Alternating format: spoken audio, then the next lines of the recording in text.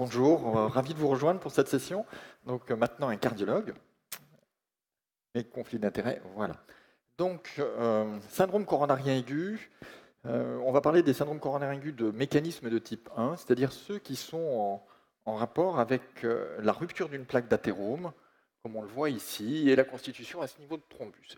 Là, on est à l'intérieur de l'artère coronaire, et vous voyez la plaque d'athérome rompue, et ici le thrombus qui occlue l'artère, et là, c'est la paroi nacrée de l'artère coronaire. Une artère coronaire en coronarographie, ça se présente comme ceci. On va revenir un peu en arrière, voilà. Ça se présente comme ceci, avec un aspect irrégulier ou régulier, mais là, vous voyez à ce niveau-là une...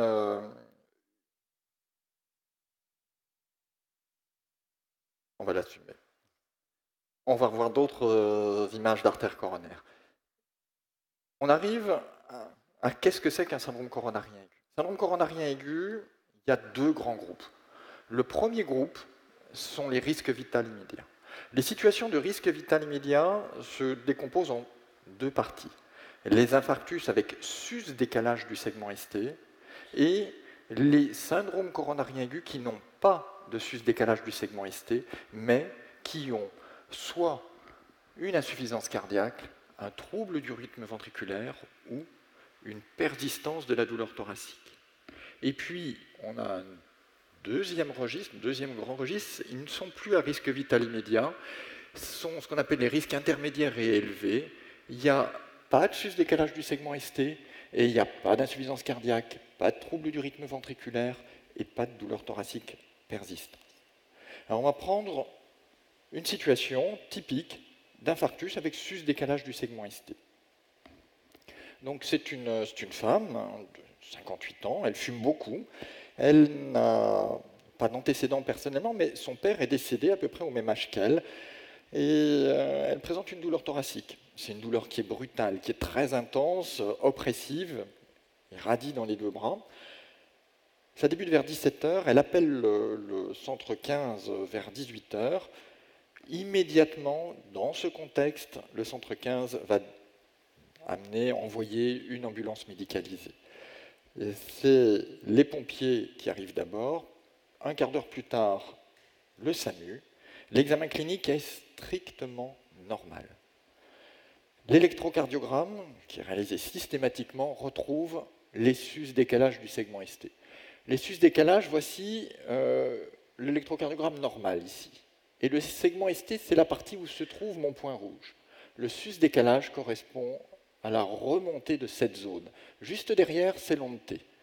Donc, les particularités de l'infarctus avec sus-décalage du segment ST, c'est que ça obéit à un territoire coronaire. Vous retrouvez ici les sus-décalages. C'est le territoire antérieur et là, le territoire latéral. Ce respect strict du territoire coronaire permet, face à des sus-décalages, de bien reconnaître que c'est un infarctus du myocarde. Et c'est merveilleux parce que grâce à ces sus-décalages et à leur répartition, on sait précisément où est l'occlusion. Là, il y a un guide à l'intérieur de la coronaire qui matérialise le trajet de l'artère coronaire si elle était ouverte. Et cette occlusion, elle est en rapport avec ceci, c'est-à-dire du thrombus qui s'est constitué sur la rupture de la plaque d'athérome et qui occlue complètement l'artère. Il y a des guidelines. Et en cardiologie, toute notre activité, tout particulièrement dans le cadre de l'urgence, est balisée par des règles qui sont d'ailleurs édictées et construites par la Société européenne de cardiologie. On ne sort pas de ces règles. C'est pratiquement militaire et en termes de qualité de soins, c'est contrôlé. Ça veut dire que dès lors que le patient, et il y a un problème ici avec le délai patient qu'on essaye à chaque fois de réduire, mais dès lors que le patient a appelé, que l'ambulance, l'arrivée de l'ambulance, pour nous c'est le SMUR, doit être un délai de l'ordre, et en France tous les registres montent, c'est de l'ordre d'un quart d'heure. À partir de là, se pose la question du diagnostic, et une fois que le diagnostic est fait, c'est la reperfusion. Il faut désocclure cette artère. Le délai, c'est 2 heures. Sur les guidelines de 2017, 2 heures entre le moment où on identifie les sus-décalages du segment ST et le moment où on place le guide dans l'artère coronaire pour la désocclure. Donc voilà, là j'ai essayé d'être prudent avec mes... On a ici l'occlusion de l'artère coronaire, c'est une interventriculaire antérieure, c'est exactement à elle que correspondent les territoires des sus-décalage du segment ST que nous avons vus. À partir de là, on passe un guide, qui est un fil de fer métallique, un fil de fer très fin qui passe en souplesse à travers l'occlusion. Ce que vous voyez ici, c'est ce qu'on ne fait plus trop maintenant, c'est une tentative pour aspirer le thrombus avec un thromboaspirateur. Voilà ce qu'on obtient après le passage du thromboaspirateur. On a ici la plaque d'athérome rompue, on la retrouve là, ici, avec le thrombus. Ce que l'on fait, c'est qu'on amène un stent, et vous voyez le stent qui est en place. C'est un stent maintenant pharmacoactif, un drug-eluting stent, on ne met plus de stent dit nu. Le stent est positionné là où se trouve la sténose et la plaque rompue, et toute espèce de magma, et à ce niveau-là, on gonfle le stent, et voilà le résultat que l'on obtient à la fin. En 2018, c'est hyper simple. Ça fait partie, les matériels se sont simplifiés, la technique est très standardisée, ça va extrêmement vite. On n'est plus à la période historique où c'était quelque chose un peu original. C'est tellement simplifié et standardisé que la thrombolyse a pratiquement disparu. Sur le réseau Rescue, on n'est plus qu'à 2% de thrombolyse sur les 1500 infarctus que l'on prend en charge chaque année. Alors pourquoi la thrombolyse, qui pourtant est très efficace, a pratiquement disparu? C'est parce que les traitements associés sont complexes. C'est relativement compliqué de mettre en place une thrombolyse, parce qu'il y a énormément de tables de coronarographie qui sont avides d'infarctus dans leurs environs. Parce qu'il faut de toute façon, même si on thrombolyse le patient ou la patiente, la transférer vers une table de coronarographie, de toute façon. Enfin, parce que la thrombolyse, elle reste associée à un risque d'hémorragie cérébrale de près de 1% et particulièrement marqué dès lors qu'on a plus de 75 ans. La complication redoutée de la phase aiguë d'un infarctus, c'est la fibrillation ventriculaire. Il faut savoir qu'un patient sur 3 n'arrivera pas vivant à l'hôpital, en tout cas conscient, parce qu'il aura fait un arrêt cardio-circulatoire et il va être classé dans les arrêts cardio-circulatoires et plus dans les infarctus avec sus-décalage du segment ST. Donc, c'est pourquoi, dès lors qu'on appelle le 15 avec que le 15 recueille une forte suspicion d'infarctus, il enverra une ambulance médicalisée. Il ne prendra pas le risque. Alors, quels sont les traitements? Les traitements de la prise en charge. La morphine IV, il n'y a pas d'ambiguïté, on administre de la morphine, il y a eu toute une polémique, elle n'est plus d'actualité. On soulage la douleur. L'oxygène. L'oxygène, c'est un médicament et c'est un toxique. Du point de vue de l'infarctus aigu, on administre l'oxygène que si on a une saturation de moins de 90%. Sinon, il est interdit d'administrer de l'oxygène à ces patients. Et sinon, on administre de l'aspirine, du ticagrelor, 2 antiagrégants plaquettaires qui préparent l'angioplastie, et puis de l'énoxaparine. En USIC, en soins intensifs ou en réanimation dans d'autres structures, c'est tout simple. Dès lors que le patient a été reperfusé, il ne se passe plus rien. Le traitement, ce sera celui de sortie, l'aspirine, le ticagrelor, un inhibiteur de la pompe, un IPP, statine à forte dose, IEC à forte dose, et puis bêta-bloquant. Les situations à risque vital immédiat, sans sus-décalage du segment ST, ce sont les douleurs thoraciques ischémiques persistantes, les troubles du rythme ventriculaire, les insuffisances cardiaques. Ce sont des situations où, quand on est dans le cadre d'un syndrome coronarien aigu, la mortalité est 10 fois supérieure à celle des autres situations de syndrome coronarien aigu, hors risque vital immédiat. Alors, elles ont comme particularité de ne pas avoir d'occlusion complète de l'artère coronaire, mais souvent des lésions complexes. Ici, c'est un tronc commun, c'est-à-dire la partie initiale de la coronaire gauche qui va se bifurquer avec la circonflexe et l'interventriculaire antérieure, celle qui était bouchée tout à l'heure.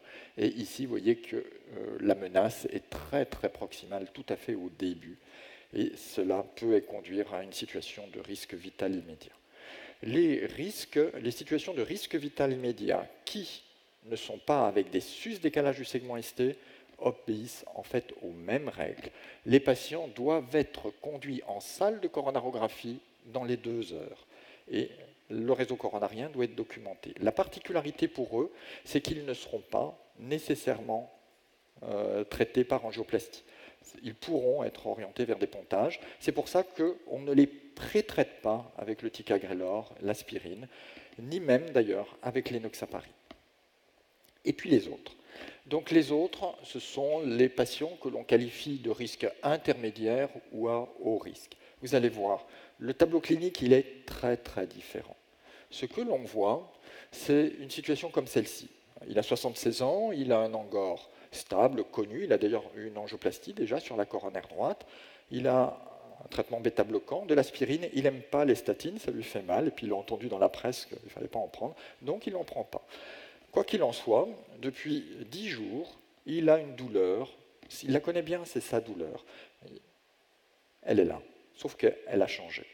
Elle a changé, c'est-à-dire que quand il monte les escaliers, il a de plus en plus mal, ou plutôt il a mal pour des efforts de moins en moins importants. Et puis dans la nuit, il a présenté une douleur thoracique typique qu'il connaît. Elle est passée et il va aux urgences. Aux urgences, que voit-on? Il a une élévation de troponine modeste.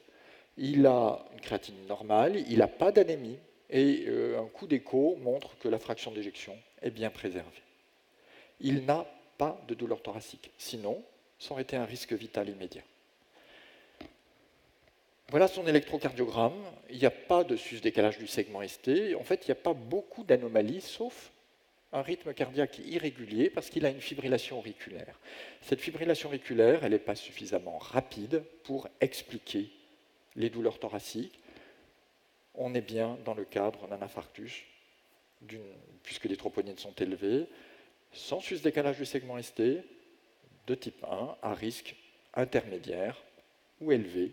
Les troponines orientent vers un risque élevé. Donc voilà comment on construit, d'après nos recommandations, comme il n'a pas de douleur thoracique persistante, comme il n'a pas d'insuffisance cardiaque, comme il n'a pas de trouble de rythme ventriculaire, il n'y a pas de coronarographie immédiate. Comme la troponine est augmentée, il est classé dans les risques élevés. La coronarographie, on la fera dans les 24 heures.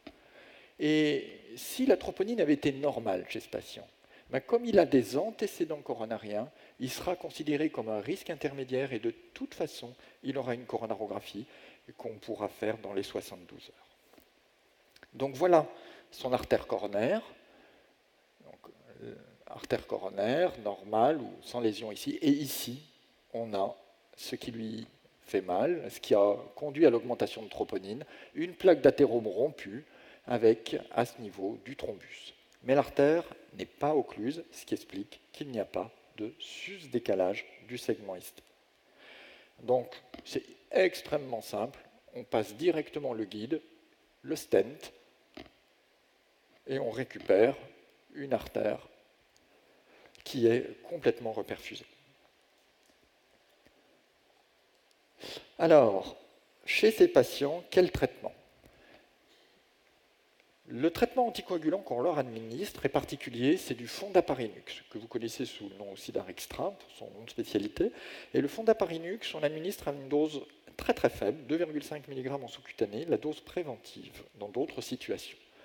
On leur administrera l'aspirine, le clopidogrel, le ticagrelor ou le prasugrel, et une statine. Vous voyez la réduction d'événements cardiovasculaires qui est associée à chacun. Moins 40% pour le pharmaparinux, pour l'aspirine, moins 40%, le clopidogrel ou le ticagrelor, moins 16%, une statine, moins 20%. Et pour tous les patients, tous, avec ou sans sus-décalage du segment ST, arrêt du tabac et exercice. Réduction de 50% du risque de décès et d'accident coronarien. Et tout ça, ça fait partie des informations que vous allez devoir fournir, que vous devez fournir à vos patients. Donc ma diapositive de conclusion. À gauche, les deux situations de risque vital immédiat, avec coronarographie immédiate dans les deux cas, mais dans un cas, celui avec les sus-décalage, on pré-traite massivement avec l'anticoagulation et les traitements antiagrégants plaquettaires. Dans l'autre, on est beaucoup plus prudent. Et puis à droite, les risques intermédiaires et élevés, où on a plus de temps, on ne pré-traite pas ou très peu, et on fait la coronarographie dans des délais qui sont de la semi-urgence. Je vous remercie.